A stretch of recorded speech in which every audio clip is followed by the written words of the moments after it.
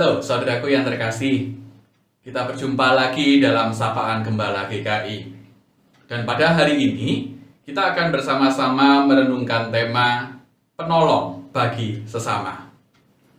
Renungan hari ini didasari dari kitab 2 Raja-Raja, pasalnya yang keempat, ayatnya yang pertama hingga 2a. Demikian. Salah seorang dari istri-istri para nabi mengadukan halnya kepada Elisa sambil berseru, "Hambamu, suamiku, sudah mati, dan engkau ini tahu bahwa hambamu itu takut akan Tuhan. Tetapi sekarang penagih hutang sudah datang untuk mengambil kedua orang anakku menjadi budaknya." Jawab Elisa kepadanya, "Apakah yang dapat kuperbuat bagimu?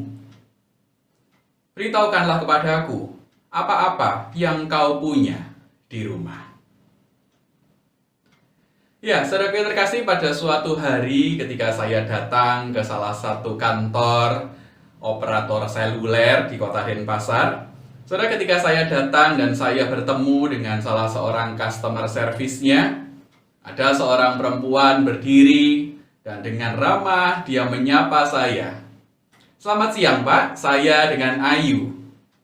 Apa yang bisa saya bantu?" Saudara, entah kenapa saya merasa apa yang diucapkan oleh dia, kalimat itu terasa sangat sejuk. Ya, kalimat itu memang singkat dan sederhana. Tetapi terus terang kalimat itu membawa rasa senang di hati saya. Mengapa? Ya, karena mungkin pada saat itu ada seseorang yang terdengar menawarkan bantuan atau pertolongan untuk saya. Ketika seseorang menawarkan bantuan atau pertolongan, bukankah itu terasa menyenangkan untuk kita? Nah, saudara yang terkasih, dalam kisah yang tadi sudah menjadi bacaan kita, di situ direkam bahwa Nabi Elisa juga sedang menolong seseorang. Panggilan untuk menolong sesama itu juga nampaknya dipraktekkan oleh Elisa kepada seorang janda miskin saat itu. Nah, saudaraku, apa yang dihadapi janda ini nampaknya sungguh berat. Dalam kondisi suami yang sudah meninggal, nampaknya ia terlilit hutang yang cukup besar. Dan karena hutangnya cukup besar dan nampaknya tidak bisa membayar, ia harus bersiap untuk kehilangan dua orang anaknya yang sebentar lagi akan dijadikan budak, saudara. Nah, saudaraku yang terkasih, di tengah segala kebingungan dan kepanikan yang dialami oleh si janda ini, Elisa hadir sebagai seorang penolong. Elisa pun bertanya di ayat 2a, "Apakah yang dapat kuperbuat bagimu?" Dan saudaraku, itu adalah sebuah pertanyaan sekaligus kalimat yang menyejukkan, bukan? Yang sedikit banyak memberikan secercah harapan bagi si janda saat itu. Dan Elia tentu saja bukan hanya sekedar bicara dan bertanya, tetapi dia pun juga menolong si janda saat itu. Singkat cerita, berbekalkan sisa minyak dalam buli-buli, Elisa pun menolong sang janda tersebut. Nah, saudara yang terkasih, ketika kita bicara soal menolong sesama, menjadi penolong bagi sesama, saudara, mungkin banyak dari antara kita yang merasa bahwa memang tidak mudah, bukan, menjadi penolong bagi sesama. Mengapa? Karena salah satunya mungkin kita tanpa sadar terjebak dalam dunia kita sendiri.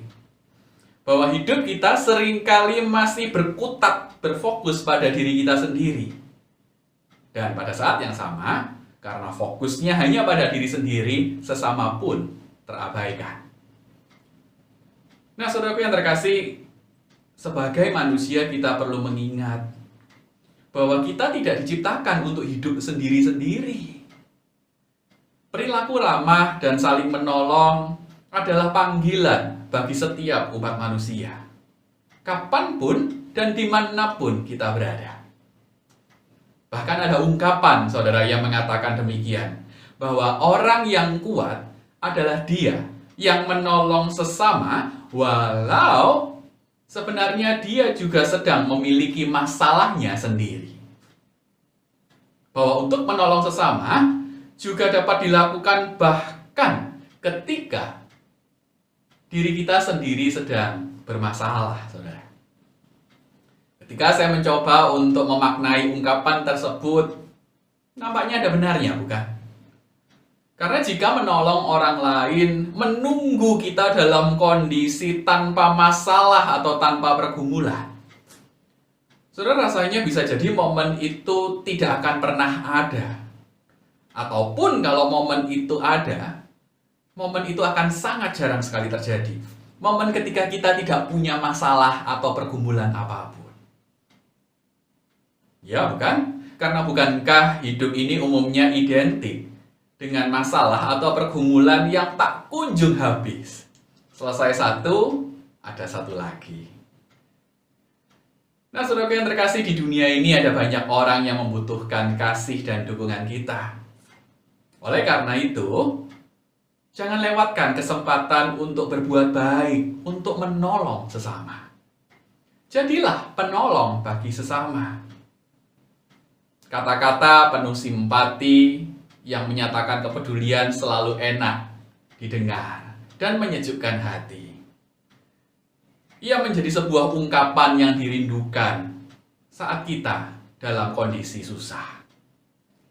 Uluran tangan juga adalah wujud kasih yang dinanti-nantikan oleh banyak orang, khususnya di masa-masa sulit ini.